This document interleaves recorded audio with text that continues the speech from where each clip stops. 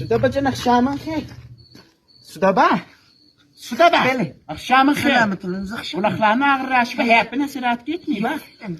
Ay kıçım Allah. Ne mi olup sen kıçı? Selma'ya ki parar vadının köküne düşmüşüm Ne ben. mi olup ne gel? Gülen gece toyda görmedin mi ki? Yok vallahi görme. O 2 ayaklar var. Bir tane nazik şibral giymişti. Pillelerden önünde tepesi deyip dağıldı. Huda şahittir. Dile de kara gelmez o. Heyella tırdı yüzünü yiyin sevmez. Allah yönüm bilsin. Hekmede toydele değede. Ah. Sirkeyeleri bilebilir. Bedel kolu baklar. Allah yönüm bilsin. Bedelde bilebilir. Ha halı döy. Ne halı da ha. Talan yaşlı on siyahırçılar. Heye. Tutmuştu. Ne edim. Hey. Lan ne miydi oğul? Niye? Bir zaman İran Xodrozat verirdi maaşını uşağa. Aha. Ona hatır. Yo bu da doğdu bilebildi her uşağa bir tane verir. O da vermeyedilir. Canını aldı. Hey vay.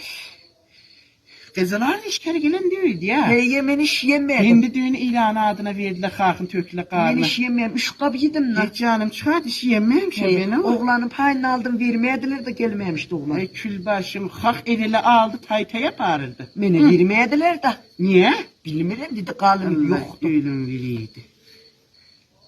Orada da zat ne miydi o? Selime ne miydi adı? Sefiye. Sefiye. Mozlar yığırdı küfine. Sefiye muzlar yığırdı küfini değirdi. Lebli hakalı da öyle değirdi göz bakırdı bile görmürdü yığırdı. Allah ölüm versin. Sabah gide göre ege o mozga etmeyede tüpürmeyen yüzüme. Hey valla. Köpek kızı Allah ölüm versin. Kara gelmez mi? Yo hiç bir tanesi. Sen tavuğun de. Çil tavuk. Hey kırı kanat olsun. Gözün de görmüş. Sağ kırı kanat olsun görmedim onu. O beni o salim içeriye lan Sen geldi. kara kanatın olsun. Gel. Daya.